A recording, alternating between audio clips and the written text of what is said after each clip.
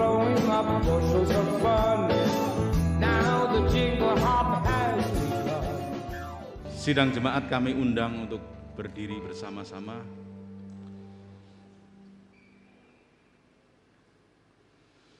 Adapun pertolongan kita datangnya dari Tuhan Allah yang menjadikan langit dan bumi. Turunlah berkat dan kasih karunia-Nya atas kita semua. Amin.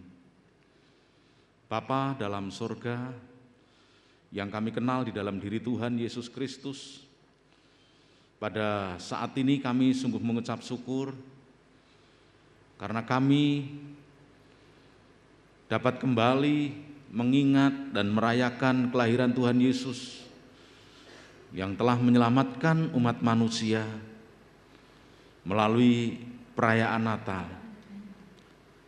Ya Tuhan, hadirlah di tengah-tengah kami, pimpin dan berkati ibadah kami, meskipun kami melakukannya di dalam segala kesederhanaan dan keterbatasan karena adanya wabah virus corona.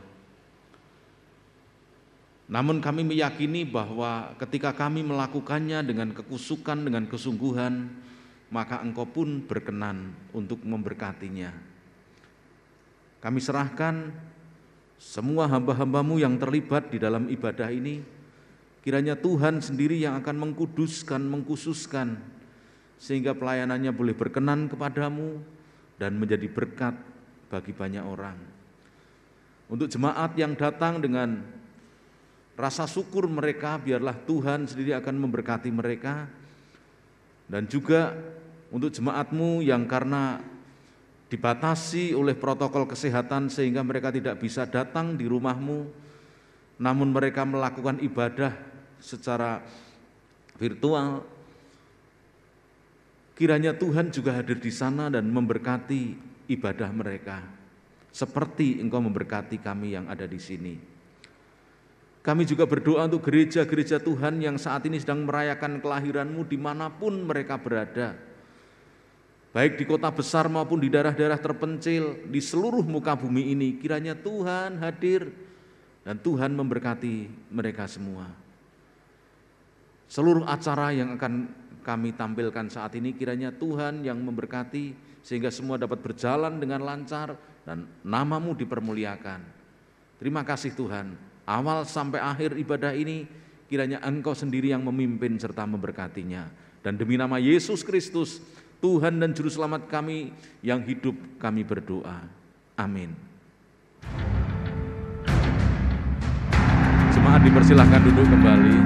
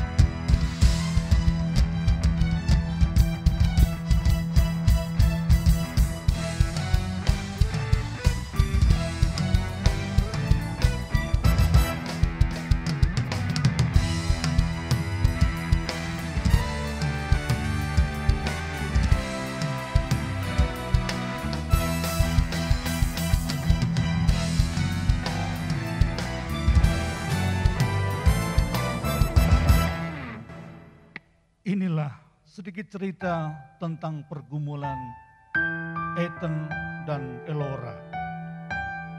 yang mengalami permasalahan dalam kehidupan keluarga sebagai dampak dari pandemi COVID-19.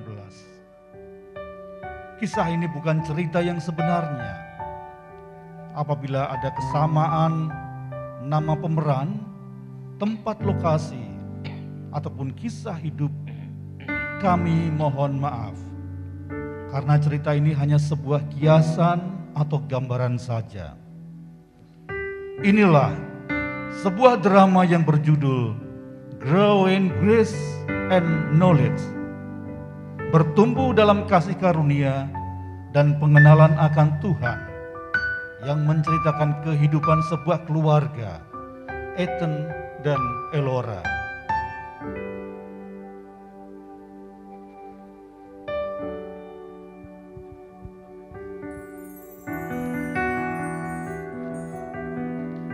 Namaku Elora.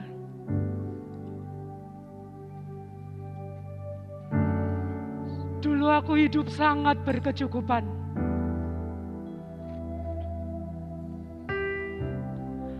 Aku memiliki rumah yang besar, mobil, dan semua yang aku inginkan.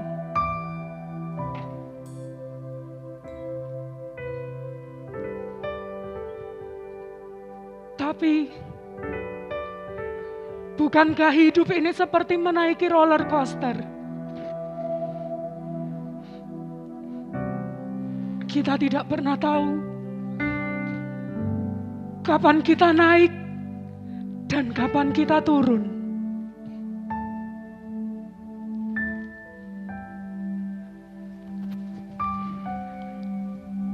Dan sekarang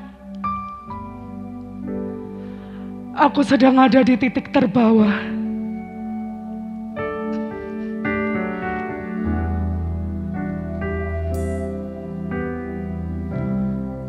Dulu, aku aktif melayani di gereja. Sampai sesuatu yang buruk menimpa kehidupan keluargaku.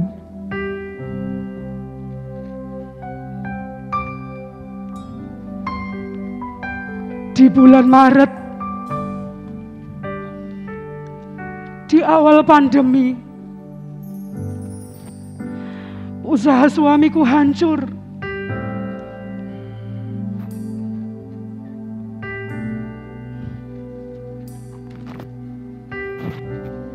Hutang kami sangat banyak.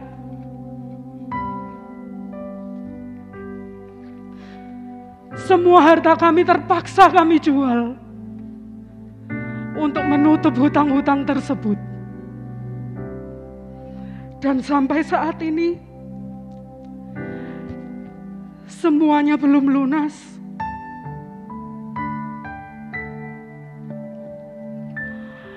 Aku terpaksa tinggal di rumah warisan orang tuaku dan mengerjakan sebidang tanah untuk ditanami sayur mayur dan buah-buahan.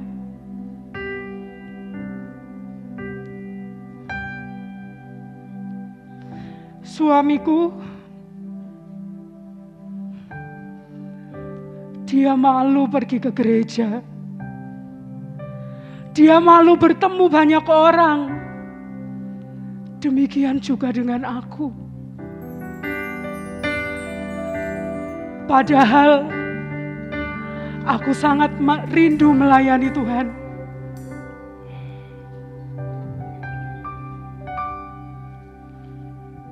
Bu. Ya, Pak. Ngomong apa kamu, Bu? Kita itu sudah lama, Pak, tidak pergi ke gereja. Apa Bapak tidak rindu melayani Tuhan kembali?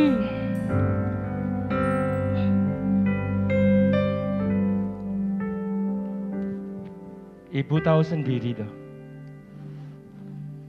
Saat ini kita sedang terjatuh, Bu. Tidak ada orang yang membantu kita lagi.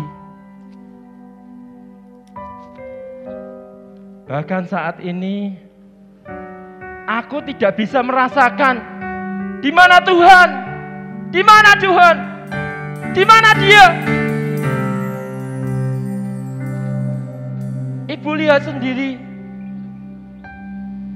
buah dan sayur-sayuran yang kita hasilkan pun, lihat, semuanya ini membusuk, Bu.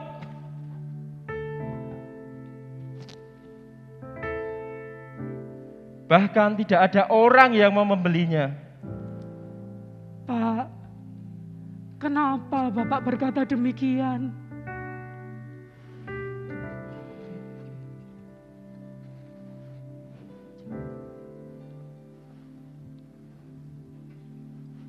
Shalom. Oh, hai. Halo. Halo. Eden, apa kabar kalian? Puji Tuhan, kabar kami baik. Tuhan. Elora, Eden, saya datang bersama teman-teman membawa bingkisan dari gereja.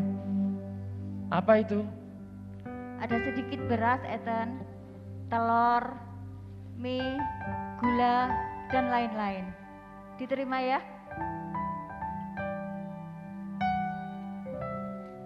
Maaf, kami tidak membutuhkannya. Pak, jangan begitu. Terima kasih. Kami sangat membutuhkan bantuan ini. Ada apa denganmu, Ethan? Sebenarnya bantuan ini ditujukan untuk keluargaku. Tapi aku ingat bahwa keluargamu lebih membutuhkannya. Sehingga bantuan ini kami berikan untuk keluargamu. Iya, Ethan. Tadi sebenarnya bantuan ini akan kami berikan kepada keluarga Kayla. Tapi dia mengatakan kalau ada keluarga lain yang lebih membutuhkan. Ethan dan Elora, setiap kita pasti punya pergumulannya masing-masing. Ini sudah bulan Desember. Ingat, Natal sudah dekat. Sekali lagi kami mengucapkan terima kasih untuk bantuan ini. Sampaikan ucapan terima kasih juga kepada Bapak Ibu Gembala. Baik, akan kami sampaikan. Kalau begitu, kami pulang dulu ya, Elora. Eden, sampai jumpa.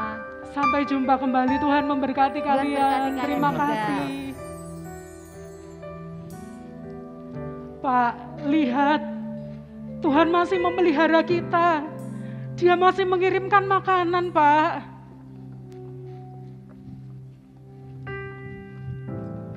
Pergumulan masing-masing. Natal, hampir tidak ingat lagi kalau ini sudah bulan Desember.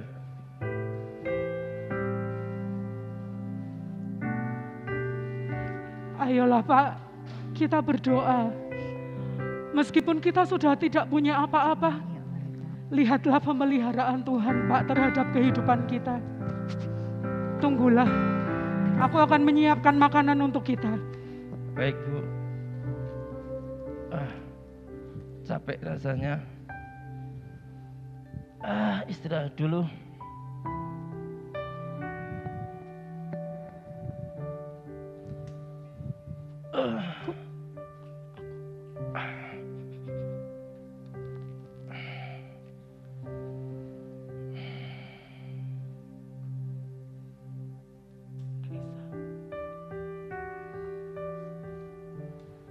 Tuhan, di manakah Engkau? Rasanya ingin mati saja. Hidupku terasa berat. Aku malu. Hidupku tidak berarti lagi, Tuhan. Shalom. Ethan. Ethan. Siapa ya? Oh, Bapak Pendeta. Ya. Silakan masuk, Pak. Maaf. Ethan, aku tahu semua yang kau alami saat ini. Cobalah kau ubah kata-katamu, hati dan pikiranmu. Gantilah dengan ucapan berkat, anugerah, dan kasih karunia daripada Tuhan. Maka itu akan dinyatakan kepadamu. Percayalah kepada Tuhan, dan kuasa daripada Tuhan akan mengubah hidupmu. Dalam kondisi apapun, ingatlah akan 2 Petrus pasal yang ketiga ayat yang ke-18. Tetapi bertumbuhlah dalam kasih karunia dan dalam pengenalan akan Tuhan dan Juru Selamat kita, Yesus Kristus. Baginya kemuliaan sekarang sampai selama-lamanya. Berkat, anugerah, dan kasih karunia. Memang benar Bapak Pendeta, kalau aku merenungkan akan kehidupanku, memang benar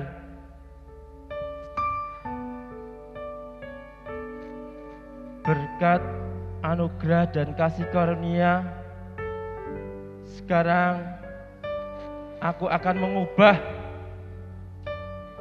semua perkataanku, pikiranku dengan ucapan hal-hal yang baik tentang berkat, anugerah, dan kasih karunia daripada Tuhan. Terima kasih Bapak Pendeta. Ya Ethan, kalau begitu saya pulang dulu. Tetapi renungkanlah akan hal berkat, anugerah, dan kasih karunia itu. Nanti saya tunggu di dalam di gereja. Terima kasih Bapak. Salam. Terima kasih.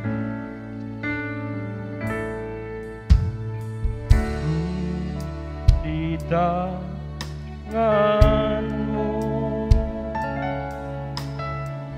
ku di hatimu, di pikiranmu, di rencanamu, tak pernah ku sendiri.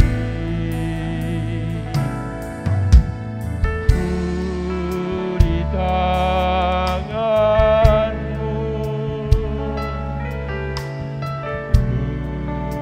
di hatimu, di pikiranmu, di rencanamu, tak pernah ditinggalkan. Ada apa denganmu, Pak? Bu, Bapak Pendeta tadi datang ke rumah mengingatkan saya tentang anugerah dan kasih karunia-Nya, Bu. Tuhan terima kasih. Engkau sudah memberikan hikmat pada suamiku.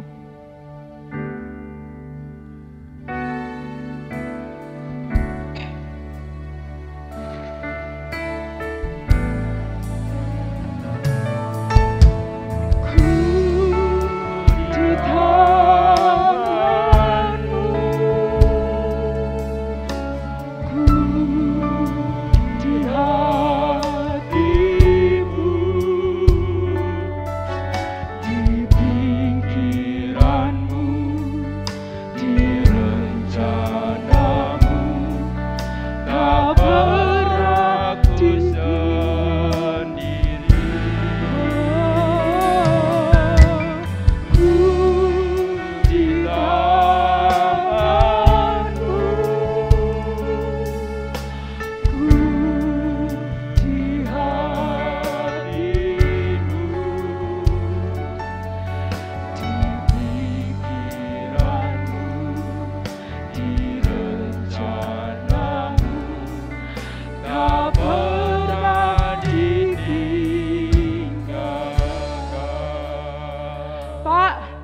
Ayo kita bergabung dengan teman-teman untuk melayani. Baik, Bu. Ya, mari, Ini Bu. artinya Tuhan memanggil kita. Benar, Bu.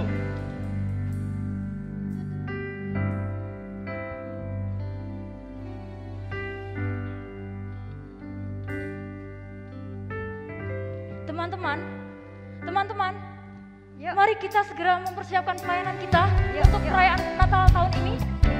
Kita semangat? Semangat. Dengan segala keterbatasan yang ada ya, jaga jarak, jumlah yang dibatasi, tapi kita mau bersyukur. Jangan kalah dengan pemusik kita hari ini. Saya mau sapa, hai pemusik, semangat, kalian semangat ya, puji nama Tuhan. Tapi kalau hanya segini singernya kurang seru. Kira-kira ada ide nggak ya? Siapa? Kalian punya ide? Siapa ya? Bagaimana kalau Ethan dan Elora? Tapi apa mereka mau ya? Mereka udah lama nggak datang, udah lama nggak terlihat. Gimana ya? Shalom. Hei, lihat siapa yang datang. Puji Tuhan. Elora, Ethan. Ayo, gabung dengan kita yuk. Wow, kami baru aja membicarakan kalian. Ternyata kalian datang. Ya. Puji Tuhan, bukan sebuah kebetulan kalau kalian bisa hadir. Kami butuh 2 orang lagi untuk singers. Kira-kira mau nggak? Gimana? Bagaimana, Pak? Baik. Sekarang aku sadar tidak ada yang kekal di dunia ini. Yang kekal hanyalah Yesus sebagai Tuhan dan Juru Selamatku. Aku akan mengubah perkataanku dengan berkat, anugerah, dan kasih karunia daripada Tuhan. Mulai saat ini, aku akan mengenalmu lebih dan lebih lagi melalui firman-Nya. Wah, luar biasa sekali. Benar sekali Ethan.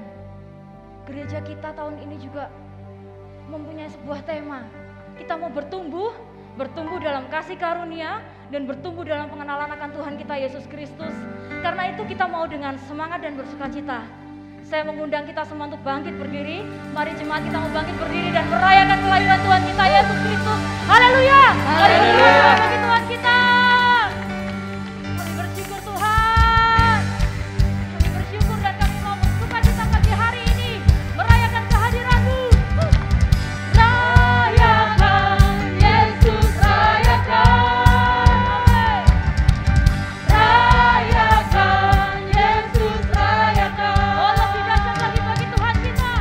Rayakan Yesus, rayakan.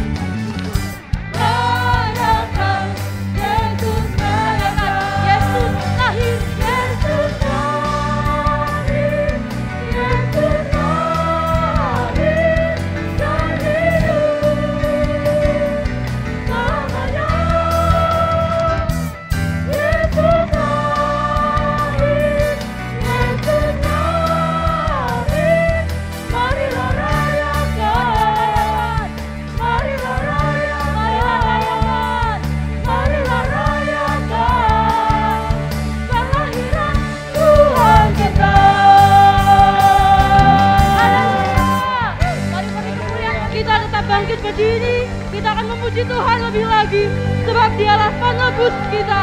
Dia telah lahir untuk menyelamatkan kita semua.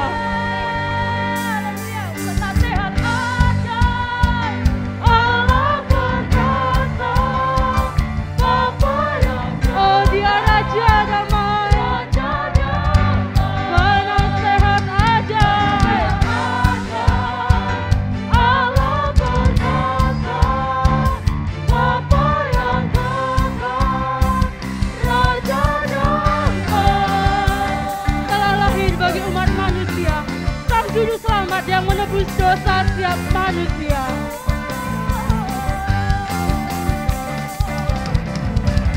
Telah lahir bagi umat manusia, terang dunia, kalahkan dosa.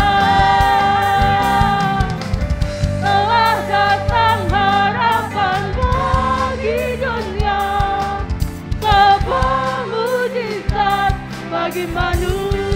Dialah Sang Juru Selamat, Sang Juru Selamat, Dia pembawa sejahtera, Sang Juru Selamat, Dia membina selamat. Mari kita katakan penasehat ajaib, penasehat ajaib, Allah perkasa, Bapa yang kekal, Raja damai. Penasehat ajaib, Allah perkasa, Bapa yang kekal, Raja damai. Penasehat ajaib, oh Dialah Allah yang perkasa, Dia Bapa yang kekal, Dialah Raja damai. Penasehat ajaib, Allah perkasa, Bapa yang kekal, Raja damai. Penasehat ajaib, Allah perkasa, Bapa yang kekal, Raja damai. Penasehat ajaib, Allah perkasa, Bapa yang kekal, Raja damai. Amin. Beri kemuliaan untuk Tuhan kita Yesus Kristus. Amin. Haleluya, haleluya. Oh, terima kasih. Pagi hari ini, mari kita terus bersukacita buat Tuhan kita. Karena kasih karunia-Nya, karena begitu besar cintanya buat setiap kita, Dia mau hadir dan menyelamatkan setiap kita. Karena itu mari kita mau datang kepadanya secara pribadi. Tuhan, aku mau bertumbuh dalam kasih karunia-Mu. Aku mau bertumbuh dalam anugerah-Mu. Aku mau bertumbuh untuk mengenal Engkau lebih dalam lagi, dan menyerahkan segenap hidup kita kepadanya di dalam tangan Tuhan. Mari siapkan hati kita menerima kebenaran firman-Nya. Hanya oleh kasih karunia-Mu Tuhan, kami hidup. Yesus. Kasih karunia-Mu buatku hidup. Kasih karunia-Mu buatku berharga. Kasih karunia-Mu buatku mulia dalam pandangan-Mu. Kasih karunia-Mu, kasih karunia-Mu buatku hidup. Kasih karunia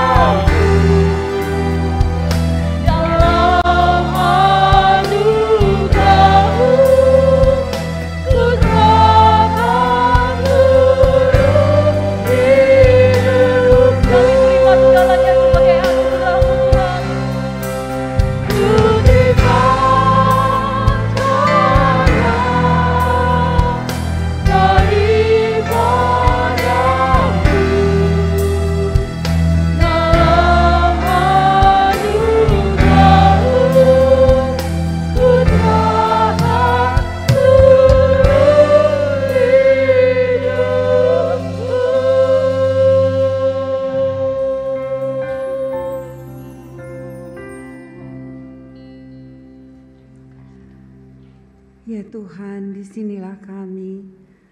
Di hari istimewa ini kami datang kepadamu. Kami bersyukur untuk kehadiran-Mu di tengah-tengah kami. Engkau datang ke dunia ini untuk menebus kami, untuk memberikan hidup yang kekal, untuk menyertai kami sepanjang jalan kehidupan kami. Belum pernah Engkau meninggalkan kami, hari lepas hari, sampai kekal nanti. Engkau tetap menyertai kami. Betapa besar kasih-Mu. Kami mau bersyukur kepadamu dalam setiap hembusan nafas hidup kami. Engkau begitu baik buat kami.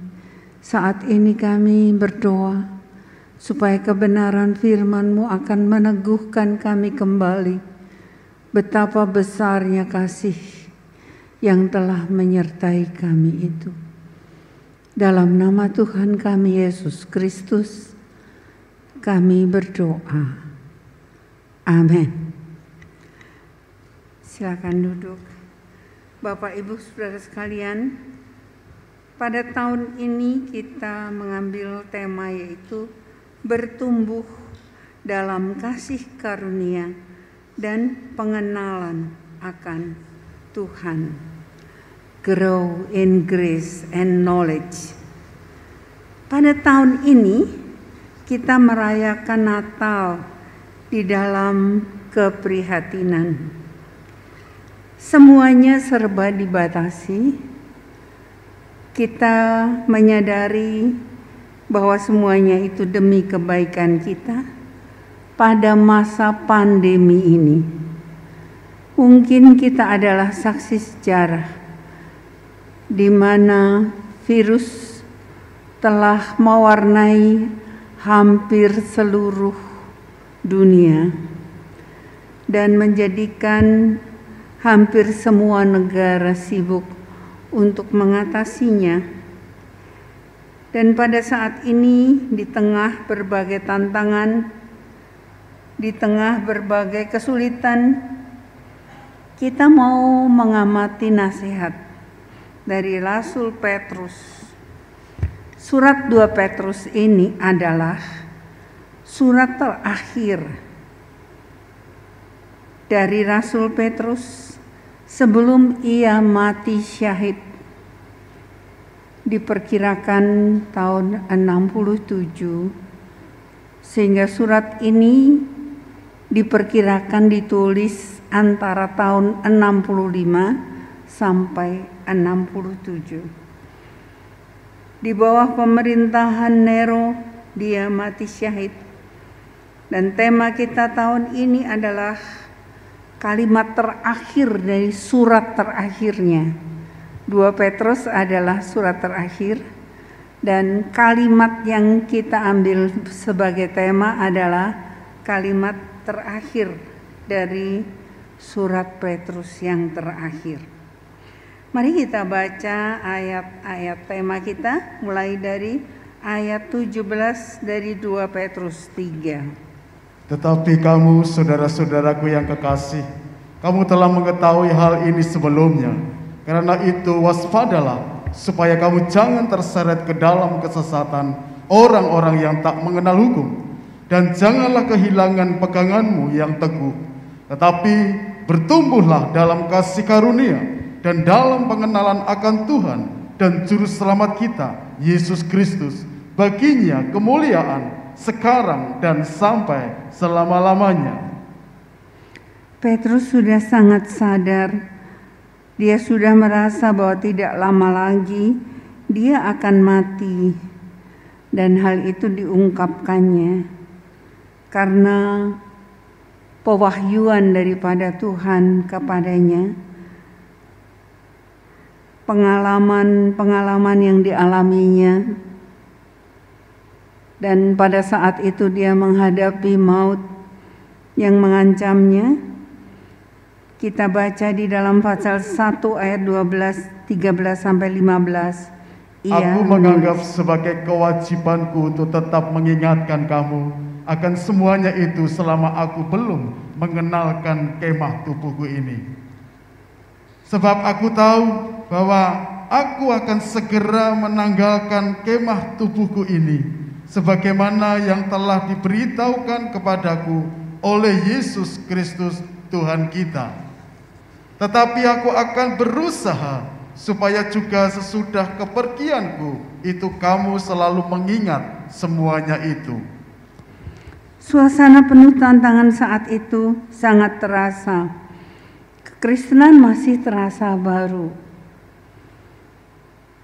Mereka agama-agama lain, artinya penyembahan berhala masih ada di tengah-tengah masyarakat.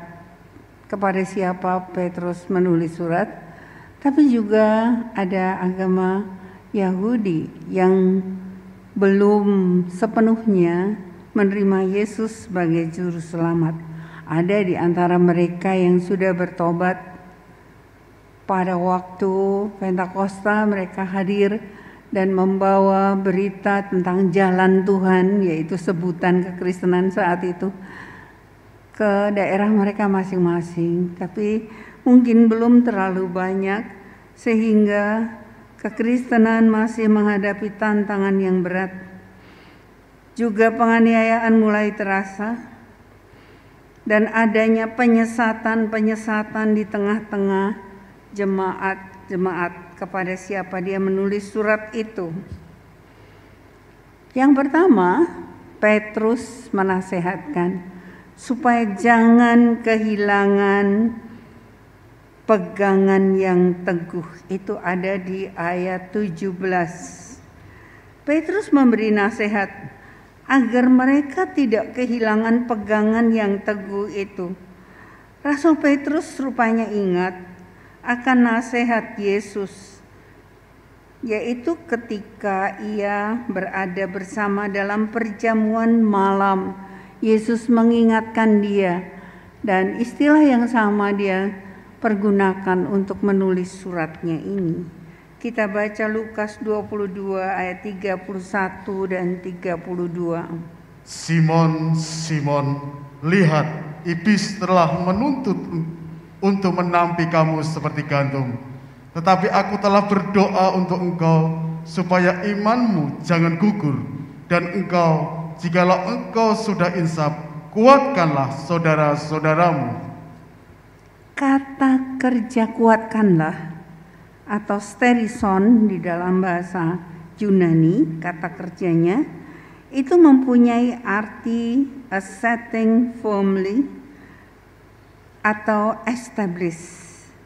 Ternyata memiliki akar kata yang sama dengan 1 Petrus pasal 3 ayat 17 ini, yaitu jangan kehilangan peganganmu yang kokoh. Fall from your own steadfastness.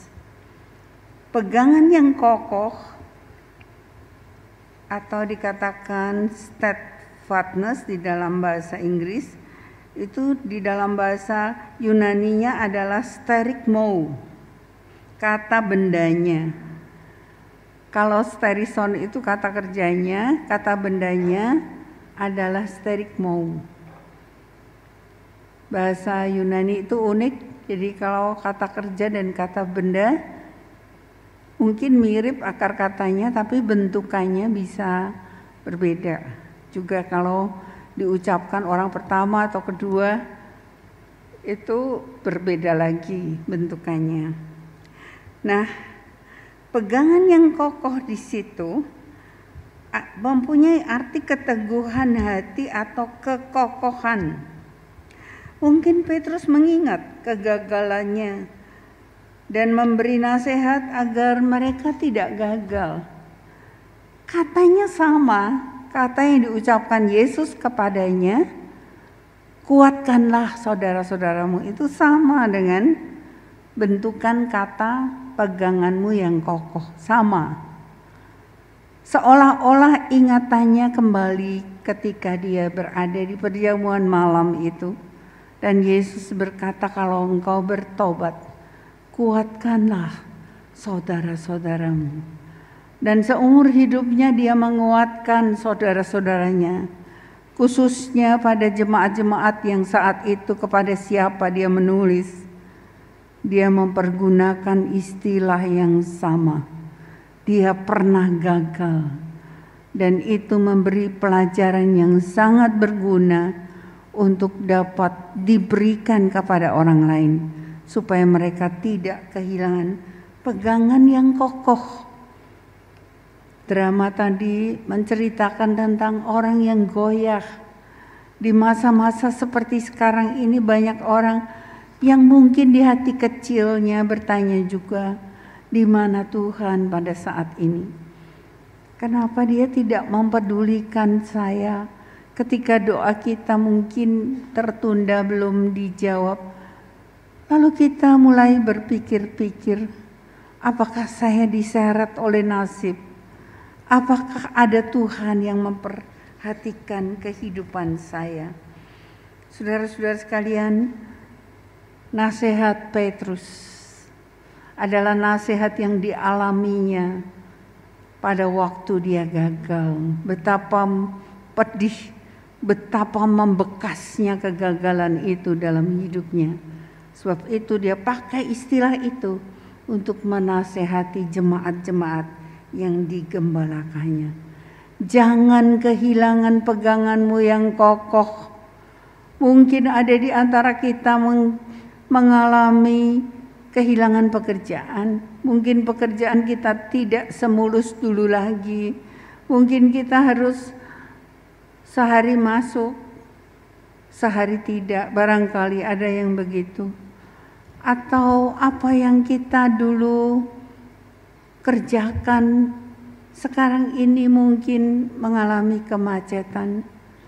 Kita lalu berpikir bagaimana nasib anak-anak kita, bagaimana dengan keluarga kita. Jangan kehilangan peganganmu yang kokoh. Tuhan tetap bisa menyertai kita apapun situasi kita. Yang kedua yaitu bertumbuh dalam kasih karunia. Pada malam Natal dia datang rela mati bagi kita, dan dia juga terus-menerus menyertai kita. Dia mempersiapkan segala sesuatu bagi kita. Dia menolong ketika kita mengalami kesulitan dalam kehidupan kita. Bagaimana respon kita terhadap kasih-Nya? Kata bertumbuh. Kita harus bertumbuh. Kata-kata bertumbuh itu adalah sesuatu yang menegaskan kepada kita bahwa dibutuhkan sebuah proses, dibutuhkan waktu. Bertumbuh adalah pertanda kehidupan. Dia adalah sebuah tanda bahwa seseorang itu hidup. Apakah dia bertumbuh? Apakah dia tidak bertumbuh? Dan lama-kelamaan akan mati. Bertumbuh adalah pertanda kehidupan itu sendiri. Dan kasih karunia adalah dasar dari pertumbuhan kita. Mengapa kita bisa bertumbuh? Karena kita sudah menerima kasih karunia itu. Dia adalah dasar dari pertumbuhan kita. Mari kita baca 2 Petrus 1 ayat 1 dan 2. Dari Simon Petrus, hamba dan Rasul Yesus Kristus, kepada mereka yang bersama-sama dengan kami memperoleh iman dan karena keadilan Allah dan Juru Selamat kita Yesus Kristus, kasih karunia dan damai sejahtera melimpahi kamu oleh pengenalan akan Allah dan akan Yesus Tuhan kita. Kasih karunia itu adalah kasih dan anugerah yang diberikan Allah karena Allah ingin kita memilikinya. Prakarsanya dari Allah sendiri. Bukan karena kita melakukan sesuatu untuk mendapatkannya. Itu grace seperti itu. Kita tidak layak menerimanya. Bukan karena kita berbuat sesuatu. kebaikan jasa atau bagaimana. Bukan, tapi karena Allah ingin kita memilikinya. Di dalam Efesus pasal 2 ayat 8 dan 9 kita baca. Sebab karena kasih karunia kamu diselamatkan oleh iman. Itu bukan hasil usahamu, tetapi pemberian Allah. Itu bukan hasil pekerjaanmu. Jangan ada orang yang memegahkan diri. Kita sering melihat pertumbuhan sekitar kita, baik manusia, binatang, atau tanaman. Binatang, tanaman, manusia dikondisikan bertumbuh. Pertumbuhan dari Tuhan. Kasih karunia juga begitu. Yang menumbuhkan siapa? Dia diberikan oleh Tuhan, ditumbuhkan juga oleh Tuhan, tapi kita mengkondisikan supaya bisa bertumbuh. Mari kita mengevaluasi. Apakah kita sedang bertumbuh? Kasih karunia atau grace, karis adalah anugerah yang kita tidak layak menerimanya. Bukan karena kita melakukan sesuatu, bukan karena kebaikan kita, tapi semata-mata anugerah. Pertumbuhan itu hanya dari Allah saja, tapi kita dapat mengupayakan supaya kita bisa bertumbuh. Manusia, binatang, dan tanaman dikondisikan agar bertumbuh dengan nutrisi yang baik, tempat tumbuh yang sehat, dan lainnya. Saya pernah punya pohon belimbing di situ. Lalu pohon itu pada suatu saat dipindah. Anehnya, dia ditaruh di pot, tapi dia bisa menembus. Dia berusaha menembus pohon itu, akar-akarnya sebetulnya itu kan keras. Tempat tumbuhnya itu keras. Karena itu yang kita lewati mobil setiap hari. Menurut pikiran kita nggak bisa gitu. Menembus tuh nggak bisa. Pasti akan akarnya sekitar pot itu, tapi dia bisa. Akhirnya dipotong dan pohon itu kering beberapa waktu lamanya, tapi kemudian bisa tumbuh kembali. Itu keajaiban. Ada kalanya kita lihat akar-akar dari pohon itu yang merambat luar biasa, seperti dia punya pikiran, saya harus merambat bagaimana caranya supaya saya bisa bertahan hidup. Dan itu adalah anugerah Tuhan. Tapi kita bisa mengkondisikan seorang anak yang kita kondisikan dia bertumbuh. Pertumbuhan bukan dari kita. Bisa tumbuh gigi, bisa tumbuh organ tubuh yang lengkap, itu bukan dari kita. Pertumbuhan semata-mata dari Tuhan. Harusnya dengan melihat pertumbuhan itu pun kita sudah harus mengakui bahwa Allah itu ada. Bahwa Allah itu ajaib, bahwa Allah itu maha tahu, bahwa dia maha kuasa, dia kreatif dalam menciptakan manusia yang tidak ada yang sama gitu. Luar biasa. Tapi pertumbuhan itu bisa diupayakan. Memberi nutrisi yang bagus, kita memberikan tempat tumbuh yang baik, dan seterusnya. Bila kita untuk pertumbuhan itu kita memutuskan untuk hidup di dalam Tuhan, maka langkah-langkah kita akan dituntunnya. Kasih karunia-Nya tidak terbatas. Kasih karunia itu apa? Bagaimana wujudnya? Tidak terbatas. Kalau kita menghadapi sesuatu situasi, dia akan berkembang, dia akan melakukan persis seperti situasi kita. Itu Allah. Tidak bisa dilakukan manusia. Di padang gurun dia mencurahkan mana? Tidak ada gudang di langit sana, tapi berjuta-juta orang diberi makan oleh mana itu. Kasut mereka tidak menjadi usang, luar biasa itu. Pemeliharaan Tuhan. Pas pada waktunya. Ada kalanya Dia membiarkan kita berada dalam situasi buruk supaya bertumbuh iman kita. Kasih karunia itu belum tentu berarti jalan yang mulus, yang tidak ada hambatan. Tapi Dia selalu ada untuk menolong kita. Yang ketiga yaitu bertumbuh dalam pengenalan akan Tuhan. Pengenalan atau gnosei, knowledge, itu bila kasih karunia itu adalah anugerah yang bukan karena usaha kita, maka pengenalan akan Tuhan di satu sisi memang pewahyuan. Orang bisa jadi ahli perjanjian baru, tapi belum tentu Kristen. Bisa nggak? Bisa. Saya punya teman orang Barat, ayahnya itu ahli perjanjian baru. Jadi dia melakukan penggalian arkeologis, ayahnya. Tapi dia sendiri belum bertobat, dan saat itu kita sedang sering berdoa untuk ayahnya itu. Saya tidak tahu kabarnya sekarang, tapi dia ahli perjanjian baru.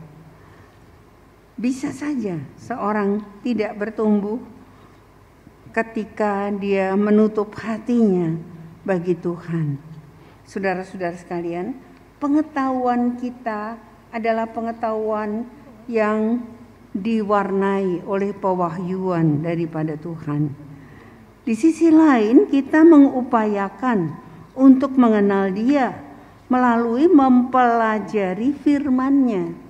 Dan ketika kita mempelajari firman-Nya, mau tidak mau kita akan bertumbuh sesuai dengan kehendak-Nya. Kita lihat buktinya di Kisah pasal 17 ayat 10 dan 11. Tetapi pada malam itu juga segera saudara-saudara di situ menyuruh Paulus dan Silas berangkat ke Berea. Setibanya di situ pergilah mereka ke rumah ibadat orang Yahudi. Orang-orang Yahudi di kota itu lebih baik hatinya daripada orang-orang Yahudi di Tesalonika, karena mereka menerima firman itu dengan segala kerelaan hati, dan setiap hari mereka menyelidiki kitab suci untuk mengetahui apakah semuanya itu benar demikian. Orang Berea lebih bagus hidupnya dari orang Kristen di Tesalonika. Kenapa? Karena mereka menyelidiki apakah benar demikian. Mereka menghidupi firman itu. Jadi bukan sekedar baca firman karena udah saya programkan saya harus baca. Baca bagus. Tapi ketika kita menghidupi firman itu, ketika kita menjalani apakah itu benar demikian, sambil membaca kita menerapkannya dalam hidup kita, akan sangat berarti buat kita. Natal adalah solidaritas Allah yang paling tajam. Banyak orang hanya mengupas ya manusia berdosa salah sendiri. Siapa suruh berdosa? Jatuh dalam dosa, udah berengsek hidupnya, ya tanggung jawablah kepada Allah. Menantikan hukuman yang akan datang. Tapi solidaritas Allah tidak melakukan seperti itu. Bisa saja kita membahas kemiskinan di ruang ber-AC dengan makanan yang enak gitu. Tapi ketika kita tidak buat apa-apa untuk yang miskin, kita sebenarnya sedang tidak bertumbuh. Bapak Ibu Saudara sekalian, solidaritas yang paling tajam ditunjukkan Allah itu Natal. Ketika Dia mengutus putranya, tangan-tangan kecil di Bethlehem itu tumbuh hanya untuk satu tujuan, supaya Dia bisa mati buat kita. Tangan kecil menjadi tangan dewasa itu hanya satu tujuannya. Untuk itulah aku lahir, kata Yesus di depan Pontius Pilatus. Dia bisa membela dirinya, tapi dia nggak mau. Karena memang itu tujuannya, dia nggak boleh bergeser sedikit pun dari rencana Allah itu. Yang disediakan sejak manusia pertama jatuh dalam dosa, langsung Tuhan berkata bahwa ular akan mematuk tumitnya. Dan keturunan dari perempuan itu yang akan meremukkan dia. Allah tidak hanya mempersalahkan manusia ketika dia berdosa, tetapi dia mengutus Yesus. Yesus datang untuk menebus kita. Yesus memberikan hidupnya kepada kita. Kasih karunia-Nya melawat kita. Yang ketika itu kita hayati, sebenarnya kita tidak layak untuk menerimanya. Kita berdosa, kita kadang sengaja tidak memperhatikan Tuhan. Kita lebih memperhatikan kehidupan kita sendiri saja. Marilah kita bertumbuh. Yang di luar jangkauan kita, Dia akan melakukannya. Kasih karunia-Nya akan melakukannya. Tetapi yang terjangkau oleh kita, yang kita bisa menyelaraskan diri dengan kehendak-Nya, ketika kita bisa mengasihi Dia dengan sungguh-sungguh, bukan hanya karena memang harus begitu, tapi dengan sungguh-sungguh kita lakukan di dalam kehidupan kita.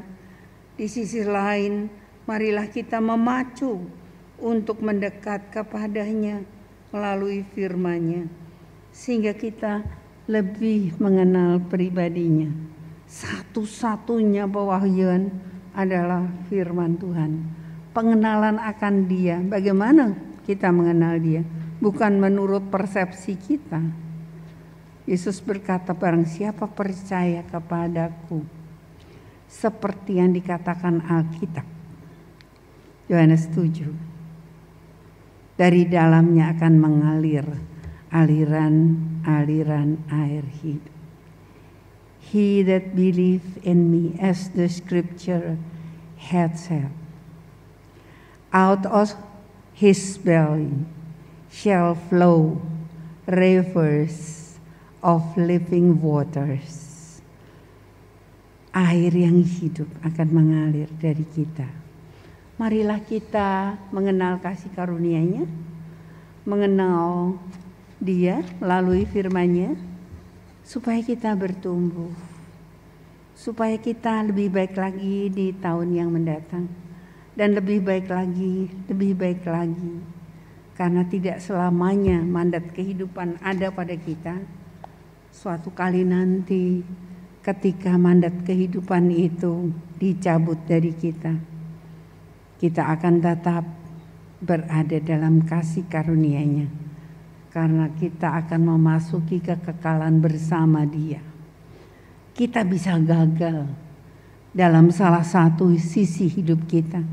Mungkin gagal dalam studi, gagal berdagang, masih ada tangan yang sehat, pemikiran yang sehat, kita bisa maju lagi.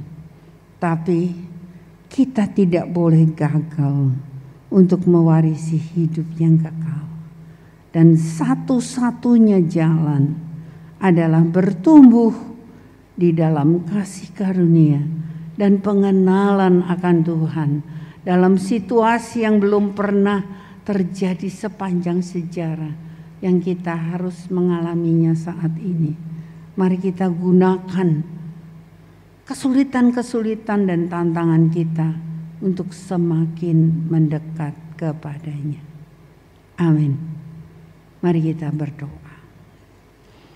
Tuhan Yesus, kami mau bertumbuh dalam kasih karunia-Mu.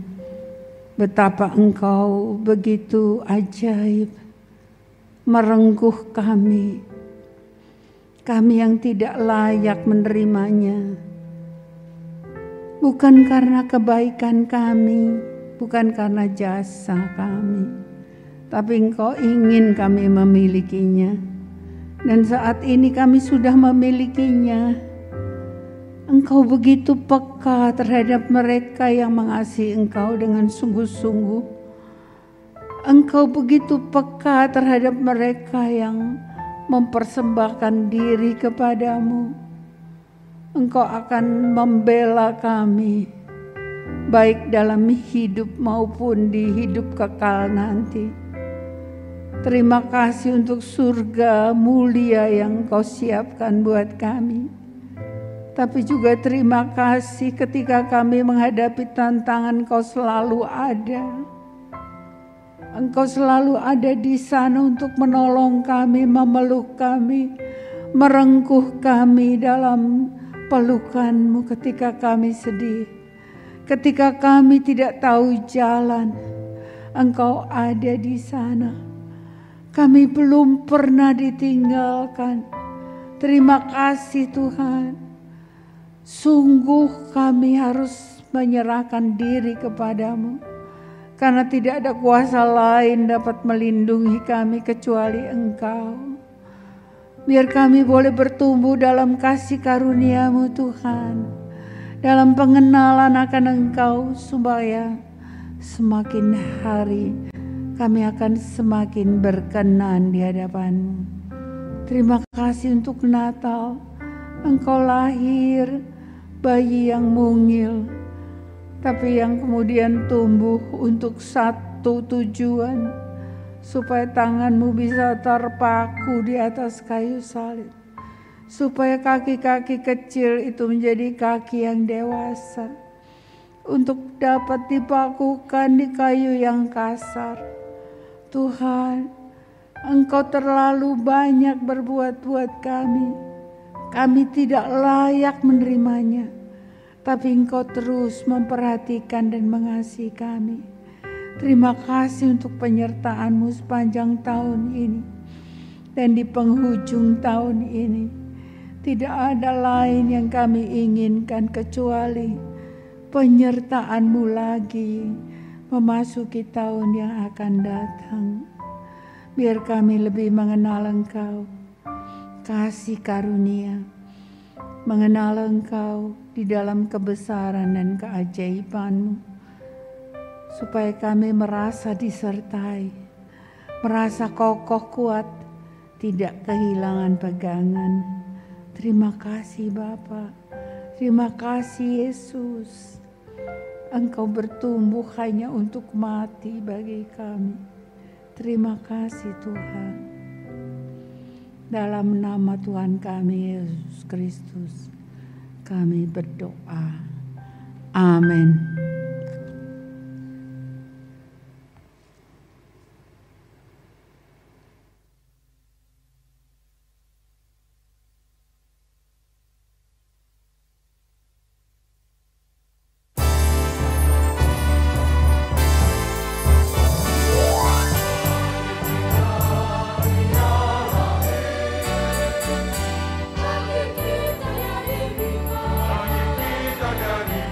Bagi kita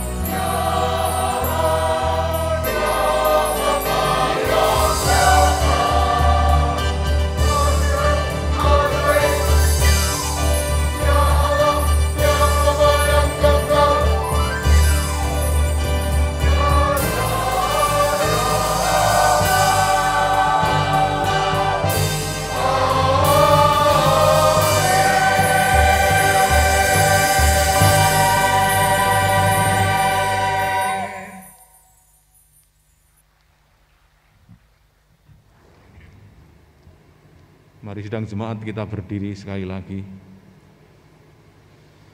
Sidang jemaat yang terkasih, setelah kita mengikuti ibadah perayaan Natal ini dari awal sampai akhir, maka sekarang pulanglah dengan bawa berkat dan damai sejahtera dari Allah Bapa, kasih karunia dari Tuhan Yesus Kristus, serta persekutuan di dalam Roh Kudus menyertai kita mulai saat ini sampai selama-lamanya. Amin.